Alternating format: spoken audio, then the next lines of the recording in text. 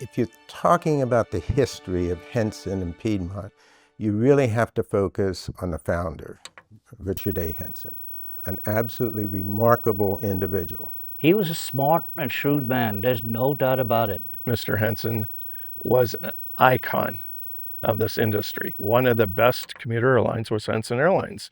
They were on magazines and this and that. All the old-time people knew who he was. I've always argued that Henson, and now Piedmont, is the oldest continuously operating regional airline in the country. And it was the Hagerstown commuter, one of the first of the licensed commuter aircraft. And that was from Hagerstown to Washington National with small aircraft, Beech, Queen Airs, and Aero Commanders, and 4, 6, and 10 passenger aircraft. At the time, Allegheny Airlines was flying larger airplanes in and out of Hagerstown, which was the Beech 99, to what became the staple of the fleet. And Mr. Henson was taking business away from Allegheny.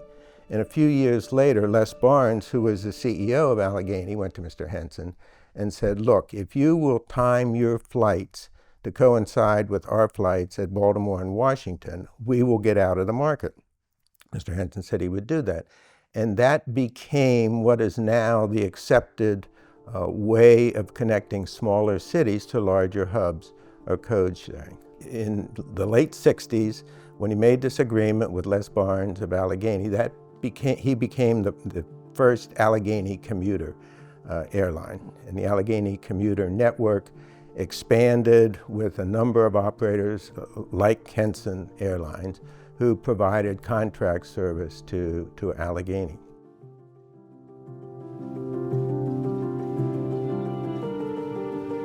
When I first came to work here, there were 5 Beech 99s based in Hagerstown and Salisbury, 5 total, about 25 pilots. When I got hired, we had Hagerstown and Salisbury were the bases. I got Salisbury. The other places we served were Washington, D.C. and Philadelphia. So when I started, it was 12 airplanes, 6 cities. So Henson had stations forever, Henson Airlines, Henson Ground Operations, and they were the airports where Mr. Henson and the Henson Airlines served exclusively. The station side of the company was fairly small, I believe 14 stations altogether. I started as a part-time agent in Florence, South Carolina in 1985. At that point, I think we were the 12th station.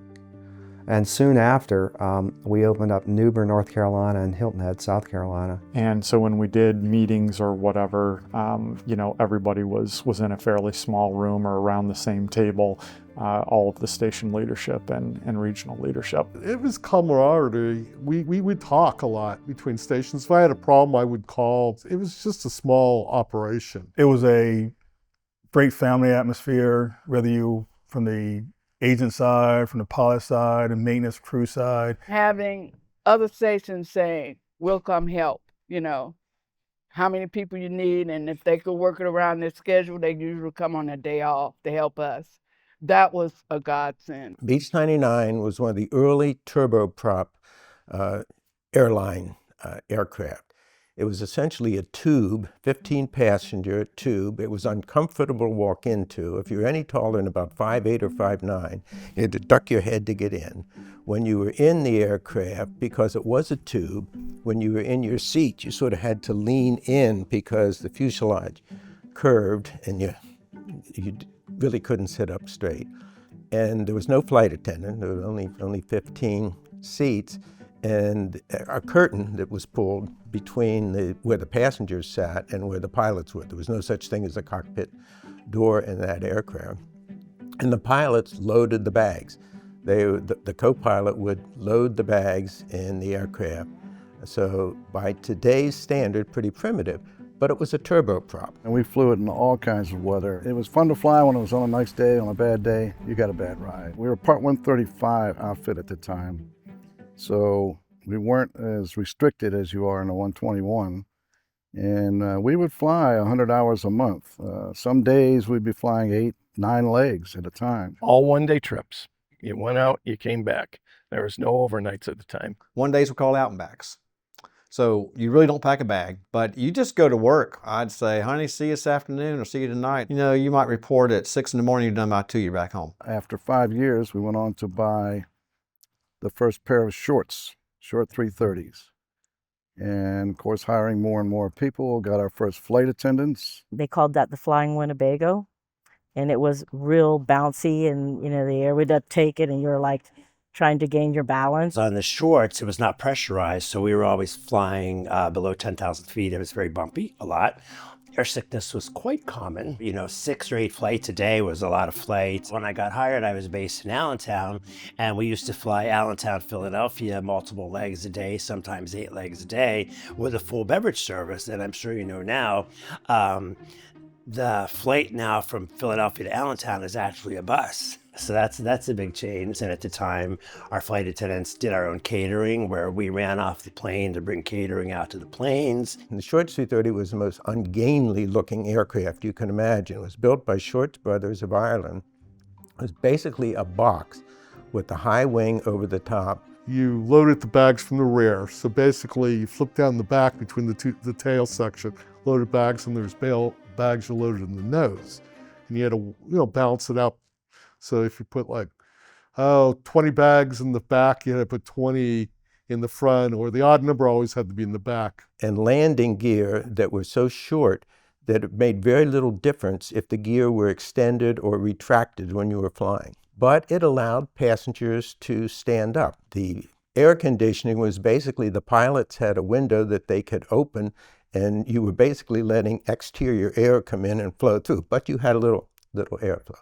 So we had a fleet of Beech 99, then they're augmented by the Shorts 330s.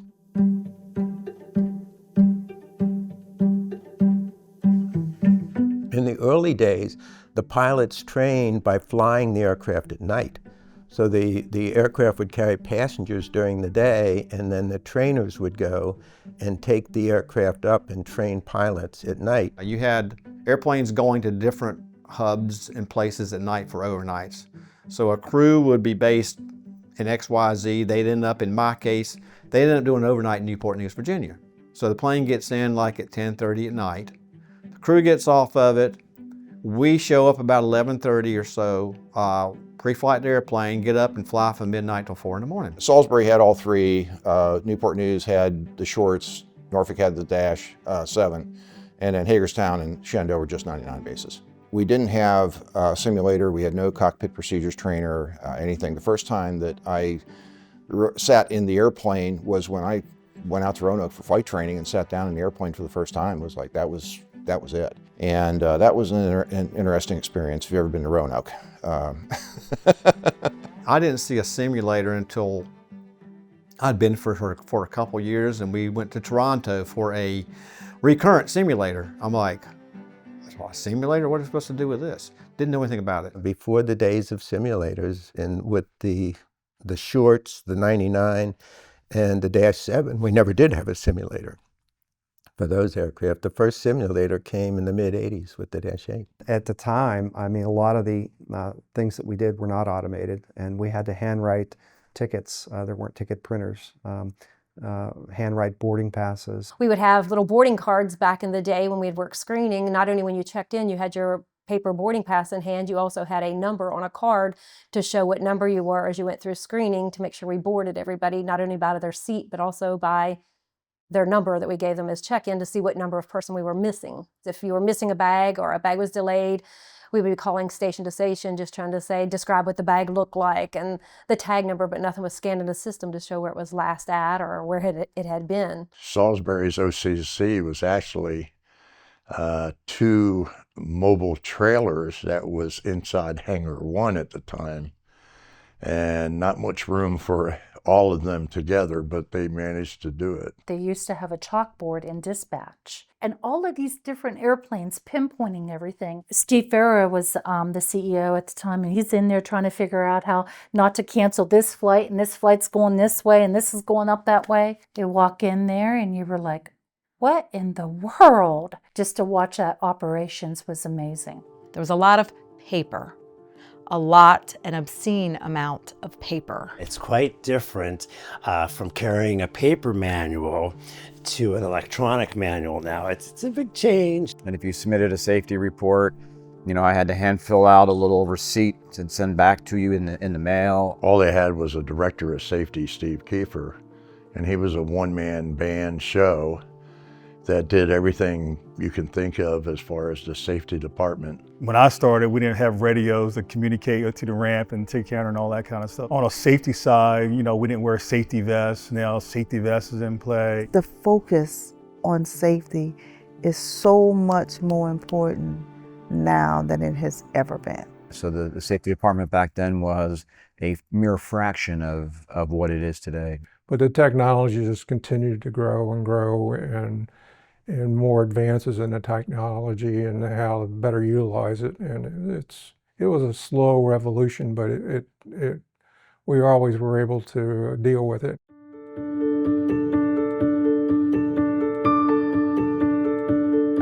In the early 80s, Mr. Henson wanted to expand. He had already expanded to Norfolk. He wanted to expand into the Carolinas. He wanted to buy jet aircraft, and it came to the point where Mr. Kolodny, who was the CEO of Allegheny at the time, said, no, we're not going to do that. And Mr. Henson took his airline to Bill Howard, who was the CEO of Piedmont. Your world is waiting somewhere. Piedmont is flying you there. So he was selling his commuter airline to what was then a regional airline in the southeastern part of the country, Piedmont. And the way the agreement was set up was that Piedmont would buy 20% of Henson each year over a 5-year period, and at the end of the 5-year period, which would occur in 1987, they would wholly own Henson. And Mr. Henson's agreement was that he would still have complete control over the operation of Henson, but the company would no longer be obviously owned by him. It would be owned by Piedmont. It is my understanding that USAir had actually offered him more money, but he liked Piedmont for one of the principal reasons is they shared the same philosophy in service. When Mr. Henson sold to Piedmont, original Piedmont, they had a very laissez-faire attitude, I think. It was like, okay, we want you to serve here, here, here, here, and here, and if you have any other ideas, let us know. And he had asked Tom Davis, who was the CEO, what do you expect of me? And he says, I expect you to feed me, which is exactly what he did. It was a blank check, essentially, for Mr. Henson to grow the airplane. We grew almost 4 times the size in this span of from 83 to 89. Once Piedmont bought us, they allowed us to go to many different airports in the south and up north that we weren't going to before. So that was a major change. It was real positive. It's like, hey, we're expanding. People were really happy about that. You know, it's when you're in a company that's growing, and it really gives everybody a good, positive attitude. And everything was moving. Back in those days, we were expanding so quickly. We were hiring like crazy. We were going over, we were getting national recognition. In fact, I think it was in 1982, we were Regional Airline of the Year. And it was a phenomenal place to work. We had a really great sense of camaraderie among the pilots. We were still small enough that everybody knew who everybody else was, at least. When I got hired here, we really didn't have overnights. And so when we first started overnights, it was a big, exciting time because, you know, it was like, wow, you're going on an overnight. I remember my first overnight, management was there to see us off. You know, you had 2 pilots and 1 flight attendant out for 4 days in a row. You get to be pretty good friends with people after that. You know everything that's going on in everybody's life and how everybody's treating everybody else. No matter if a person left here 20 years ago, you see them and it's like yesterday. And that was a great era.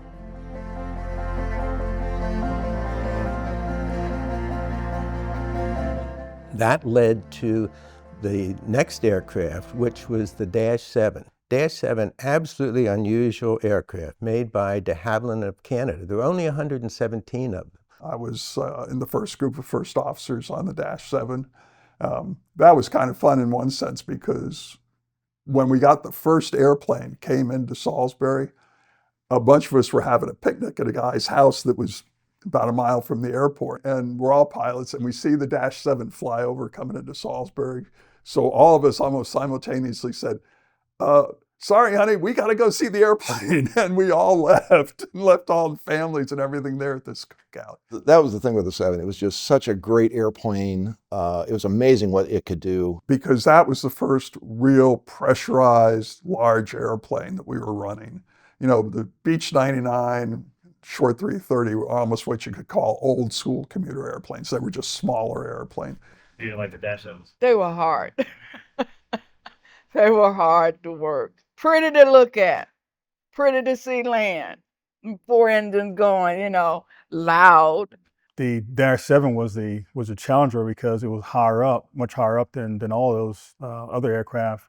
So you'd have to jump up there or get on a cart and try to get in, or if you were lucky, we had a belt loader that you can get inside and get the bags on and off the aircraft. You had to climb up on the wheel practically to hook the GPU up because it was under the engine, which was running. You had to push that thing up in there, you know, and then the door to the baggage, which was on the same side, high, very high, and little.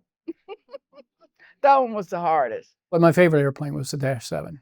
You know, it didn't go real high, didn't go real fast, but in the terminal area where you were landing with short field, we could do some fun things with that airplane. And the idea of the Dash 7 was it was made for very short runways. So you needed very little runway to take off, you needed very little runway to land. And to do that, it had 4 engines, which was really unusual for an aircraft of that type. And what the Dash 7 did for Henson was gave it the ability to land at what was then Washington National Airport. Washington is a slot-controlled airport, meaning you can't just decide you want to schedule flights in and out of Washington. You have to have a takeoff and a landing slot. But what Mr. Henson convinced the FAA to do was allow us to land on the cross runways and stop short of the main runway because the Dash 7 had that short takeoff and landing capability. What that enabled was 3 very profitable routes in and out of Washington. From Norfolk to Washington, a lot of military traffic, a lot of Navy traffic, a lot of government traffic. From Philadelphia to Washington, business traffic between a business center in Philadelphia and the nation's capital and all of the government activity. And the third one, which is a little bit surprising, it was from White Plains, New York, which is a Westchester County, New York airport, but that was the headquarters of IBM. So that they were very, very profitable routes.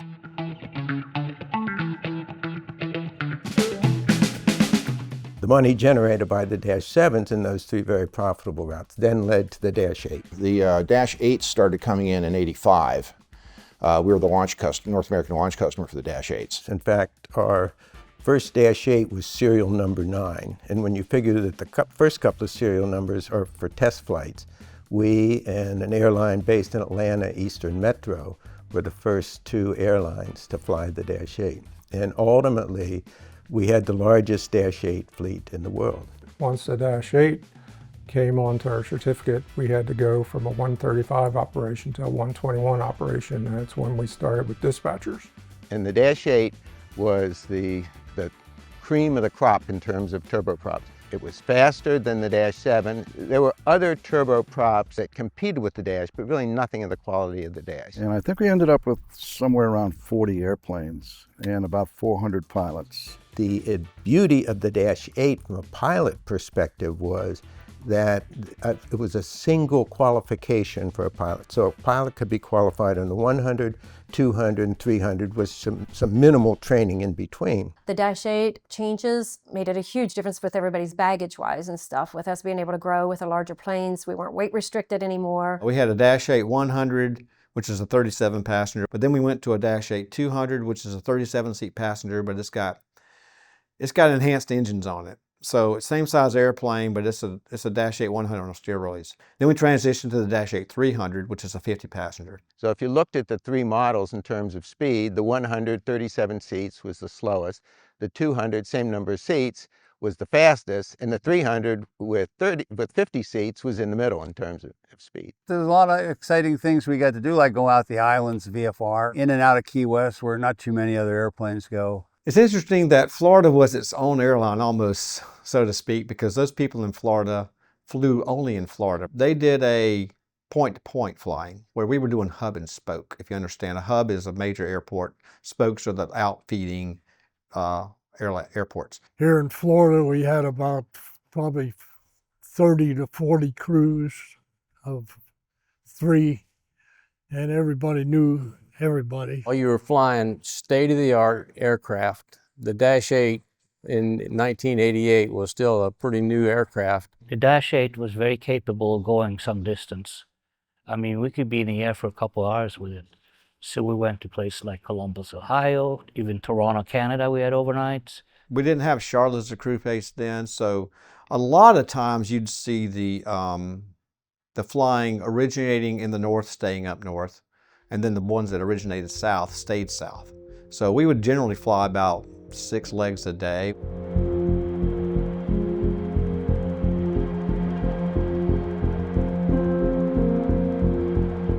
Unfortunately, 2 years later, in a merger that probably shouldn't have happened, what was then USAir bought Piedmont. By the end of this week, Piedmont Airlines will be no more. Another airline merger takes effect today as Piedmont and USAir officially become one. For weeks now, workers have been busy scraping away the old memories to be replaced by USAir. An end of an era, the beginning of another. Why did USAir pursue Piedmont? Because we are an airline in pursuit of excellence. So after a sort of strained parting in the early 80s, we were back again as the prodigal son coming back.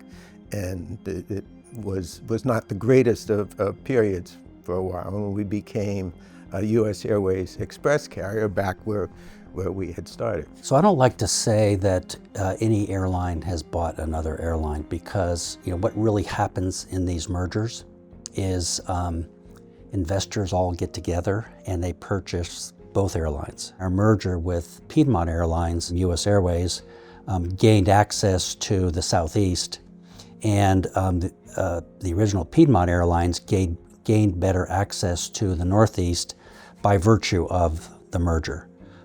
So everybody benefits from the economic strength of putting these airlines together in a merger. Piedmont had a very different philosophy than USAir, and the philosophy of Piedmont was, whatever you do, try to make sure that the passengers make their flights. I'm from the South, so Piedmont was a well-loved airline down here, based in Winston-Salem.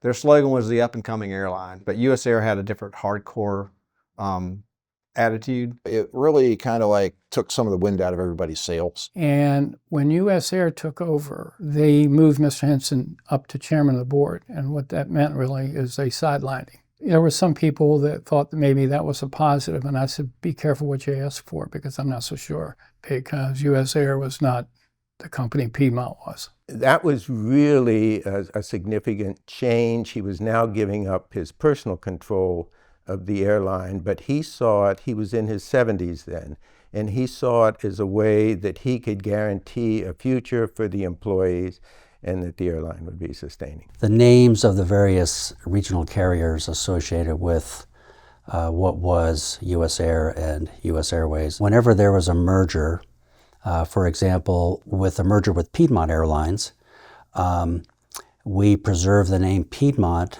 by assigning it to what was Henson Aviation, and that's when Henson became Piedmont, so that another airline could not be started, or another airline would not take that name. In a similar manner, the merger between US Airways and PSA in California, we moved the name PSA to one of our regional carriers. We also preserved the name Allegheny and assigned Allegheny to Penn Commuter or Pennsylvania Airlines, therefore preserving all the names of the previous airlines that made up U.S. Airways.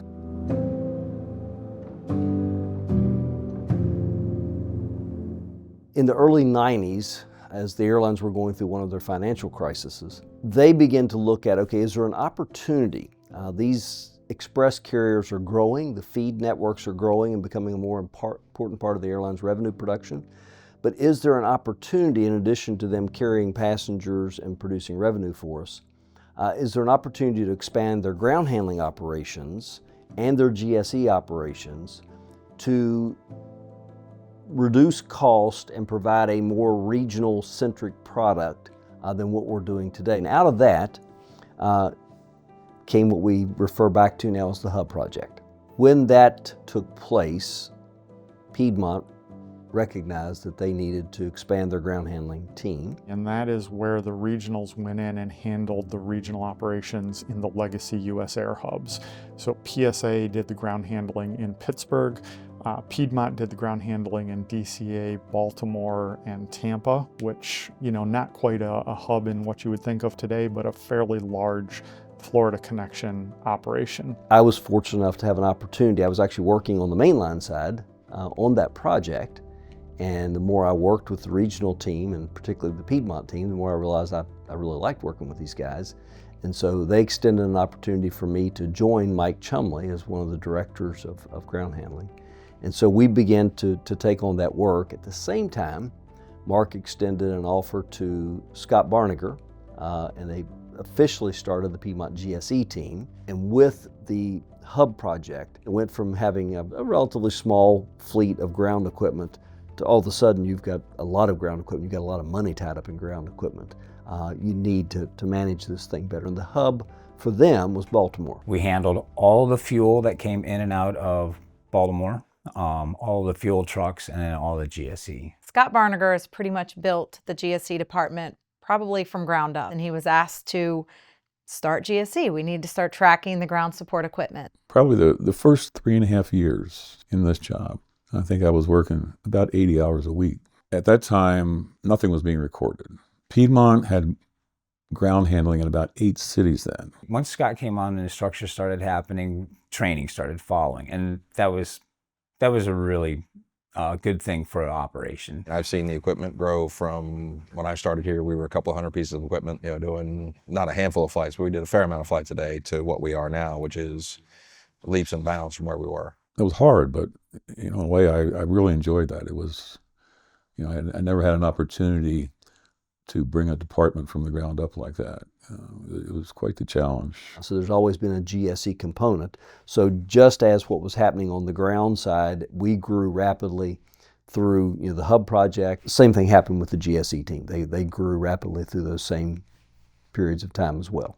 Tina Weaver was running the training department, and at that point focused on Piedmont training. So that was the kind of the genesis of the Hub project and the start of our growth on the ground handling side. And that allowed for growth in the spokes as well. And we really took off from that point, from the base of 14 stations to many, many more.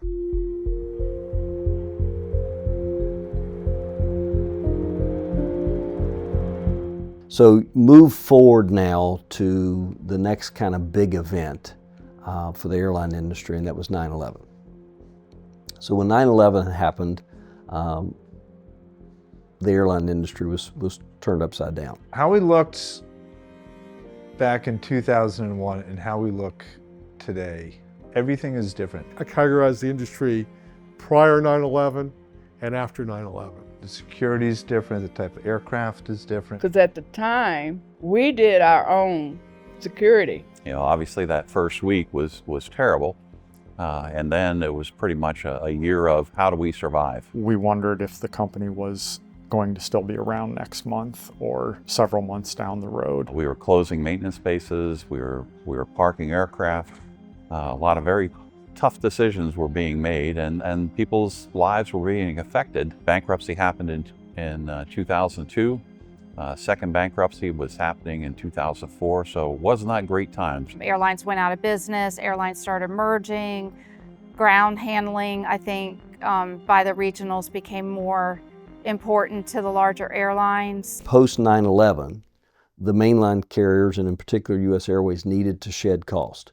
So a lot of these small stations they recognized were just not viable to continue as mainline operations. The costs were too high for the revenue that was being produced. And so there was a big expansion late 2001 and going into 2002. So we started handling other airlines, and other airlines started handling us. So, and the way that worked is we looked at a spoke city, and whoever was the dominant carrier put in a bid to handle other people's work, whether it was Delta or United, and then vice versa. You know, they did the same for us. And so over the course of maybe 12 to 18 months, we grew extremely rapidly.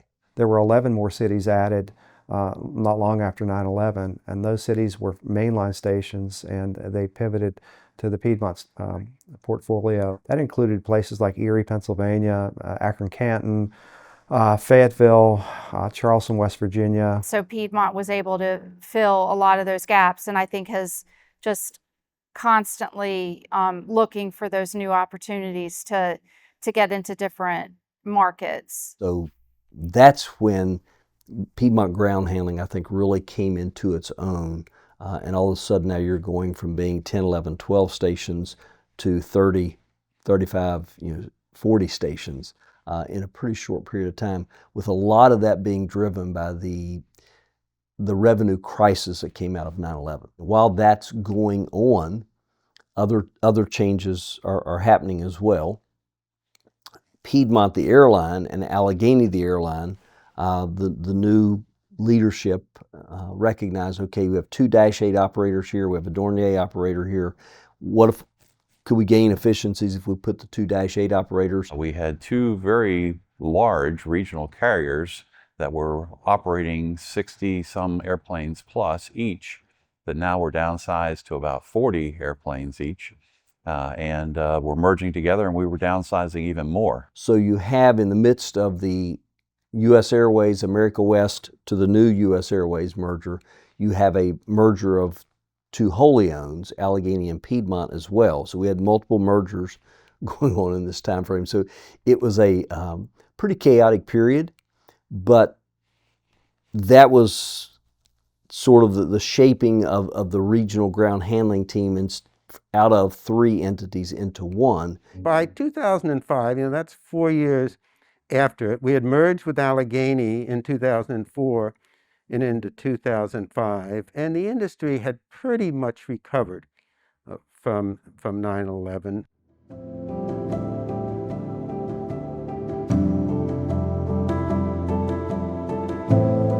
The America West merger was next, and that was changes from computer systems and res systems and the amount of training that the company had to go through to incorporate another mainline carrier. Looking at ground handling and looking at the progression of ground handling over the years, one of the big challenges for ground handling has been what's the res system? What's the basis for your training products and your training programs? And so the Piedmont training team, and originally I say team, and I kind of get a chuckle because originally it was just Tina. She doesn't like to be spotlighted, but at one point she was the training department. Previous to the early 90s, we didn't have any really centralized training. In '92, I was hired as manager of training. It was myself, and then Mark Schaefer came on board. It used to be they trained agents for gate and ticket counter in station. The training was the information would be in the break room. You need to go through this material and things like that. So once we became US Airways Express, we had our formal ramp training program. We had to earn the trust, establish credibility. Gain the confidence of the operation of the stations. So I think that moved us forward. Once I saw these people come back, and they were, as you want to say, cable ready, they're ready to go. What took 6 months to get somebody up to speed, these people were coming back, we were up to speed in a couple weeks. And they're just was a greater and greater need for more procedural support for the station. So as the regional stations were growing, the Piedmont Training Department sort of became the extended arm of whatever was the governing entity at the major. For each of the mergers, the America West merger and for the American merger, the training team took on monumental tasks because it meant learning a whole new computer system, a whole new set of policies and procedures, and incorporating those into what the team was doing today. You know, to this day, people still talk about Sabre, as long ago as it was, the significant training exercise that we had to do to get everyone through that. It was a lot. It was quite a different system from what the employees were used to. And I think there were employees that were so used to that Sabre system and so comfortable with it. Everybody, system-wide, had to go to Sabre. I mean, that to me, that was one of the biggest undertakings ever. But we got through it. People were using quick and adapted, you know, to it. And it's amazing when you talk to other people who've been here just as long as I have. We can talk about Sabre all day long, and it's amazing how hard that system was to learn, and we still remember it. And Tina's team always rose to the challenge to make sure we were set up for success through those changes. And I give Tina Weaver a lot of credit because she basically formed this department from nothing to what it is today. The evolution of the training department has kind of, again, mirrored the evolution of the ground operations, the evolution of the GSE. All of these things, all three of these entities have sort of grown in parallel. As we gained confidence from the operational leaders, the growth came. We made sure that we never lost sight of, we were a support department. And we needed to support the stations, whatever they needed. So we started off Henson with 14 stations. Look at us now, right?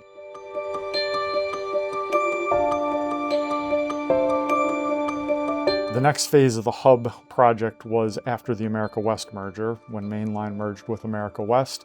That is where Phoenix came into the picture as a hub, and when Piedmont expanded west with the 10 field stations. We had a short window of time to open up some of these locations, but we had key leaders that made it happen. And we had not done much business west of the Mississippi.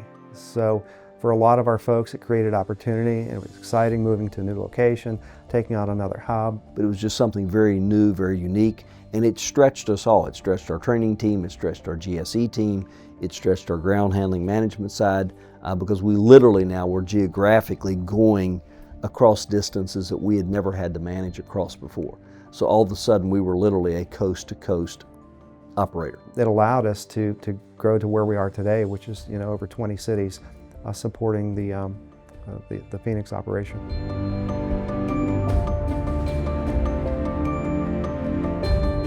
So the merger between US Airways and American Airlines benefited both carriers greatly. So the merger really gave both carriers the size to really compete on an international basis. At the time, US Airways was the largest operator of Airbus aircraft in the world, and American had been predominantly a Boeing aircraft. So that merger was really about combining a large fleet of Boeing aircraft with a very large fleet of Airbus aircraft. But putting the two together, we had 15,000 pilots at that time, and a very large ground operation. It included 3 regional carriers, Envoy, Piedmont, and PSA. It made us the largest airline in the world. When we merged with American, PSA was still there as a flying entity, Piedmont was still there as a flying and station entity, and then Envoy was part of the American team. They, similar to Piedmont, they did all the ground handling on the regional side for American Airlines. They also had a very large other airline ground handling portfolio. And both Piedmont and Envoy's ground handling portfolio for other airlines wound down pretty quickly after the merger. from a training perspective, a procedural perspective, the decision was made, let's do this with one entity. And so we all put bids together. I say we all, but Piedmont and Envoy put packages together. And ultimately, Piedmont was chosen to contract with the new American to provide regional training for all of the entities that fall under that umbrella. And that was the creation of the American Regional Training Department.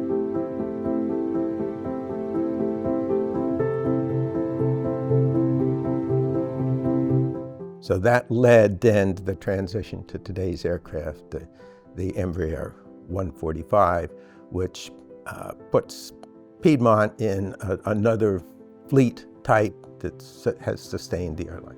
Dash 8s were getting old. It was sad to see them go. I'd been with them for a while. It was a great aircraft. I loved it, but its time had come. I tell so many people I grew up in the back of a Dash 8.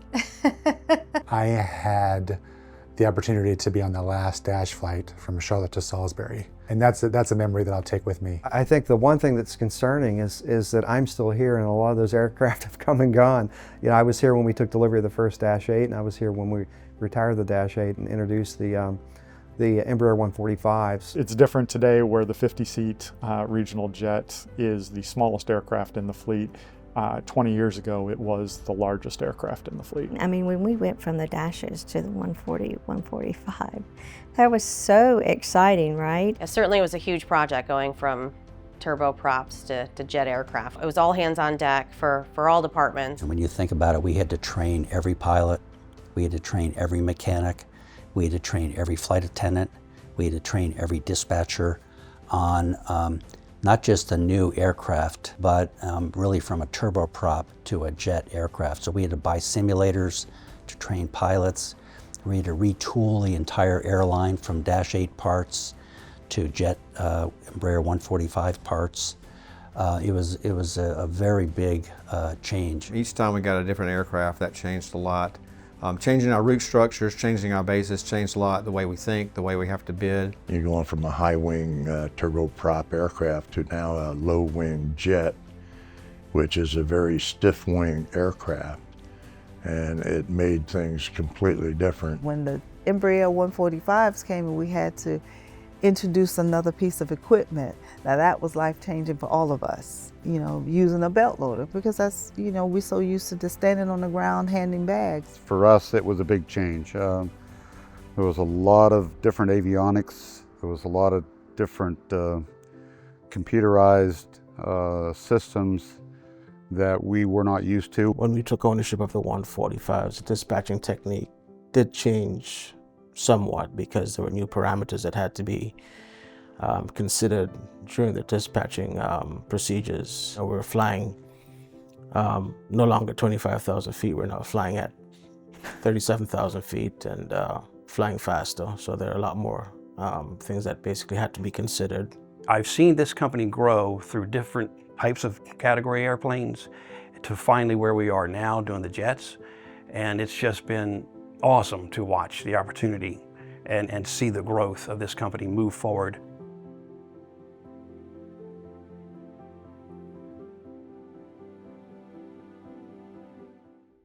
Our other top story this evening, a local philanthropist and aviation pioneer has passed away.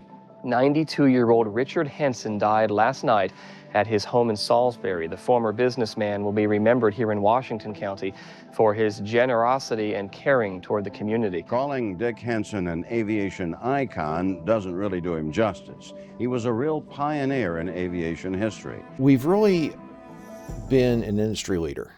It starts with Mr. Henson. He knew how to run an airline, and he knew how to expand an airline, and he did a terrific job with the expansion. I think that is what put us where we are today. He's an absolutely remarkable individual. He's the classic American entrepreneur. If you ask what the organizational structure, the wiring diagram for Henson Airlines looked like, it was Richard A. Henson at the top, and then all the other employees were equal, whether it was the mechanic who was hired the week before or a vice president. And that was typical. Another characteristic, and this is also true of entrepreneurs, they can be very difficult to work for because they have such high standards for themselves that they expect that of all those who are working with them or working for them. The old timers, when I was hired, we used to tell stories that, yeah, well, you only weren't a Henson pilot until you've been fired twice. And back then, you were fired quicker than nothing, and then the next day you were rehired. Fired me a couple times. We've heard that before. He's fired a lot of people a few times. When I was younger, my parents owned the Airview Inn across the street in Hagerstown, Maryland. And my mom would be out cleaning the motel rooms. It was a motel. And my brothers and I, we had to have some type of fun. We would take our tricycles and run up and down the runway at the airport in Hagerstown. And of course, my mom would get the phone call, "Hey, Mr. Henson's coming in. You need to get your kids off the runway." So I was a brand new captain on the Beech 99. I was based in Hagerstown, and I was supposed to fly on Super Bowl Sunday. Okay, and on this particular Super Bowl Sunday, there had been a blizzard the night before. The airplane I was supposed to take out that morning had ended up in Martinsburg, which is about 30 miles away. So I got there, took down, and like there's snow, it's freezing cold. I think it was 8 degrees out, and there's nobody around. So I go search around, I find the airplane out on the ramp, and it has been snow drifted in. So I'm out there shoveling the airplane out, you know, and blowing wind, trying to keep the snow off it and everything. Finally get it to Hagerstown. I land, Mr. Henson's on the phone and wants to talk to me. So I got on the phone with Mr. Henson, and he's like, "Where the hell have you been? People have been waiting for you." And at that point I'd had it, because I was frozen to the bone, and I'm normally not that confrontational. And I just started yelling back at him on the phone. In the back of my mind, I'm thinking, well, okay, I'll go find another job somewhere in 5 minutes. You know, finishes up and he says, "Oh, okay, well, sounds like you did a good job. Thanks for everything you did." I was like, oh my God. You know? And although he was difficult to work for, he never asked you to do anything that he wasn't willing to do. He always, when he got on the airplane, he would come up and say hi to us.